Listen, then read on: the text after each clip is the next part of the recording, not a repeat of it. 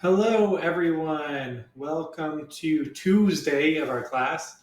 I hope everyone had a really good Easter and a great weekend, and you're ready to get back to school and down to business.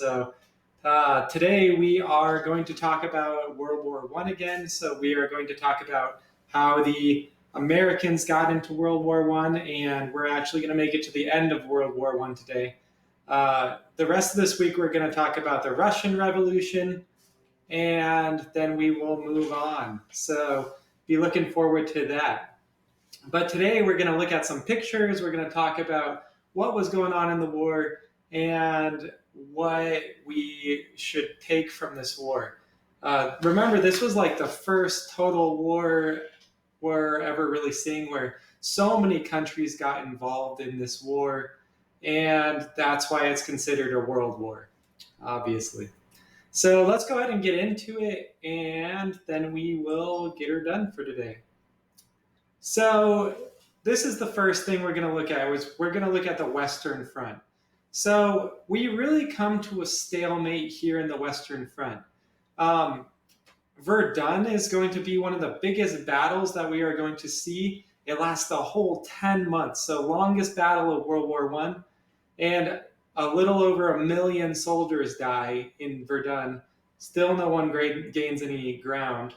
Then we have Somme, another battle. Over 1 million people die there. Still, nothing happens. So we have this crazy stalemate that's going on now here on this Western Front.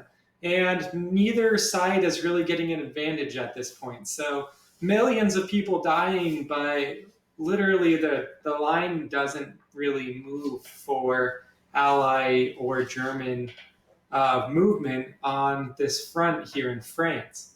So that is what's going on the Western Front.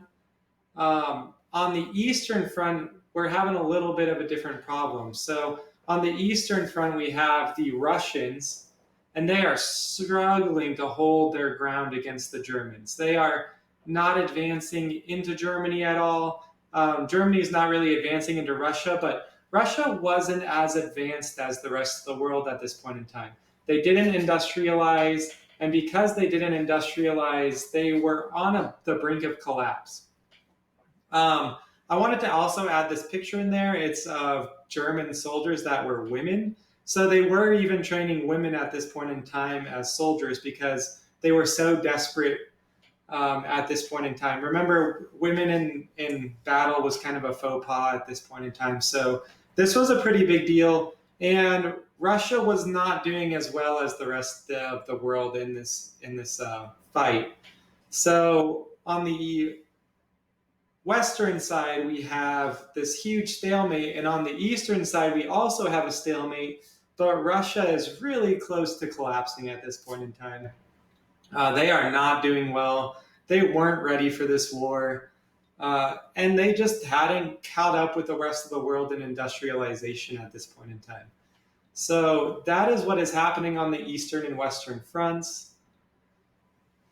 So because of this stalemate, this war really becomes a war on attrition. What does a war on attrition mean? A war on attrition really means that they are trying to outproduce and just outlast their enemies. So it really becomes a war on who can last the longest just sitting there doing nothing. So it really becomes a stalemate that depends on who can produce more and who can last the longest while they're just sitting there. So this is really what's going on. War of attrition is happening. And this is really important to note because it's really good what's going to push the Americans into joining World War I is this crazy war on attrition. So out of this is we're actually going to have a huge amount of propaganda. So these nations are going to be super committed to this total war concept. Like, if we lose our war on attrition, we're going to lose the war. So our whole nation needs to be invested in this war. So they started coming out with this propaganda, and the government started conspiracizing with the nation about like what was going on. So they were trying to make people picture their enemy as like the worst people possible. They're also were trying to recruit as many people as possible to actually go to war. So they were coming out with this propaganda like the one in the middle where it's like women support you going to war. We've all seen Uncle Sam over on the right hand side saying like, we need you because you're a patriot. And then I included something that would have been propaganda to like get this nationwide war going on, so that it wasn't just the men that were going to war. It was these nations that were committed to these wars. So this one's for the Red Cross, and it says, our boys need socks. So it's like literally getting even like the person who's just at home sewing involved in this total war. So not only that, our factories are being converted so that they can have these huge military infrastructure, and there's this huge need for additional soldiers and for just stuff that will help each country just win the war of attrition. Because the more you have, the more the other nations need to survive during this war. So here are all of the states that are doing, or different countries that are doing different things during this war. So if you want to take a second to just read a few of these, obviously the United States in our narrative right now isn't in the war yet, but they will join the war in 1917 eventually. And a lot of this you're going to really notice is going to be against the Central Powers. So there's a huge amount of allies and not a lot of Central Powers in this, but the Central Powers that do exist are very, well, that's why they call them central, is that because they're centralized, so they actually have an easier time fighting this war. The Allied powers are a little bit more disconnected during this war. So let's take a look at who were allies and who were the Central Powers at this point. So remember, this is a world war, so this is a lot of different countries that are involved in this. But you can see that the Central Powers, compared to the Allied powers, are kind of being outweighed. But when you think of all these countries, they're kind of right in the middle of Europe at this point in time. So they're kind of on the border of Europe and Asia, and they are able to have a little bit more communication and able to combine their powers a little bit better. Also, Germany was just really ready for this war. Their amount of infrastructure and their amount of industrialization, they really took that industrialization period and they really clung onto it. They were one of the biggest contributors to that industrialization period because they were wanting to create this huge military for themselves, and they succeeded in that. So we'll notice that Germany has a little bit more power than the rest of the Central Powers at this point in time. So what's eventually going to happen is to keep to keep Germany from gaining any ground in this war of attrition, the United Kingdom or Britain is going to make this crazy blockade that makes it super hard for the German nation to get any supplies.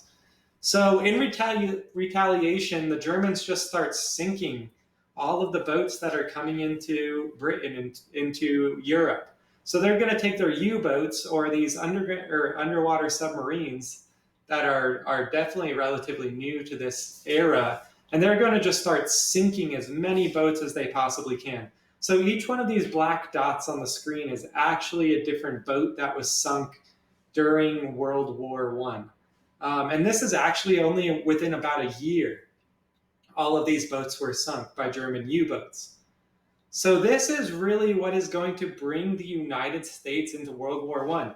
They're not just sinking British ships. They're sinking ships that are being sent over by the U.S., and it is taken off the U.S. The biggest one that is the most popular probably in World War I is the sinking of the Lusitania. This had a huge amount, it was a British boat, it had a huge amount of British citizens on it, but it also had a few hundred American citizens on it also. So this was actually one of the last straws in the U.S. for President Woodrow Wilson at the time. So Woodrow Wilson actually has a quote saying, "Freedom of the seas." And when he asked Germany for the freedom of the seas, they just straight up refused. They did not want freedom of the seas because they knew they would lose the war of attrition. Pretty funny though is that they knew that them saying that they weren't going to stop sinking boats was going to tick off the United States. They knew it would probably draw them into the war. So what they did is they actually went to Mexico and they asked Mexico to start attacking the United States and they would give them back some of their provinces. So they said that if they attacked the United States, they would give them back Texas, New Mexico, and Arizona at the time. So they were really trying to get Mexico involved. The problem is that transmissions at this point in time and actually getting messages to people was not a very secure process. It's not like it was like encoded or encrypted at this point in time. So what happens is the United States get a hold of this message. It's called the Zimmerman telegram. And they get a hold of this message to Mexico saying like, hey, if you get involved in this war and start attacking the United States, we'll give you this land that the United States owns once we defeat them. And this makes America super, super, super mad. So after getting this telegram, Woodrow Wilson pretty much went to war right after this. So April 2nd, 1917, he is going to declare war on Germany. Just not on the rest of the world, not on the Central Power. We are going to declare war on Germany, and we are going to go join the Allies and enter the war. So remember, this is 1917. This is April 2nd of 1917. So a huge amount of Americans arrive. So a few million soldiers arrive in France, and this is going to bolster the Allied powers, and it is going to make it seem like they can win the war, which they probably could have very, very, very quickly. But in November of 1917, Russia actually withdraws from the war. They sign a peace treaty and they exit the war. So they sign this treaty and they stop putting pressure on the eastern side of Germany, which alleviates a lot of power to go push back in France. So it probably could have ended a lot sooner, but Germany was Russia was already on the brink of total destruction of their entire country, and they really have to rethink what they're doing. So they actually exit the war November of 1917. So what this is going to do is it actually is going to make it so that Germany is going to start pushing as hard as they can into France. So they know that their only chance is one last huge, huge, huge push. So what they do is they push as many soldiers in as they can at once, and it doesn't go so well for them. So the last thing that's going to happen is the Central Powers are going to push into France, and then Bulgaria, the Ottoman Empire, and Austria-Hungary, after seeing what happens when they push in there, because the Americans had bolstered so much of their army and gave them so many more troops, is that by October of 1918, those three countries are going to surrender to the Allied powers. So the last person standing is Germany. Germany is still going at it until November, so another month later. Germany finally agrees to an armistice, or a ceasefire as they call it. And the war is finally going to come to an end. So this is November 11th of 1918. So that it concludes World War I. But let's take a look at one last thing, because I just think it's important to remember how many people actually died in this. So this is pretty crazy. So the Allied and the Central Powers there. I just want you to take a look at some of these numbers. It's pretty nuts how many people actually died in this. You can see that Russia and France lost a lot more people than anyone else in this war. The United States actually only ended up losing about 100,000 people. It's because they came in really late into the war. So remember, this was about a year. They lost 116,000 people.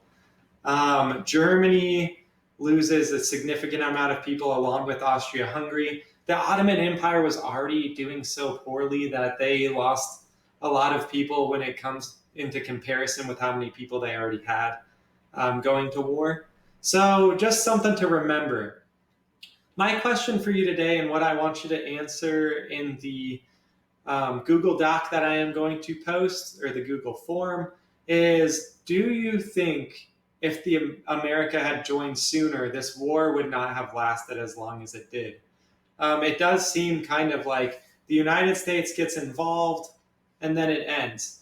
Or do you think the United States really needed that rally cry to get involved to make it so that they had something on the line? Because after that Zimmerman telegram, um, they kind of had something to fight for because it was personal at that point in time.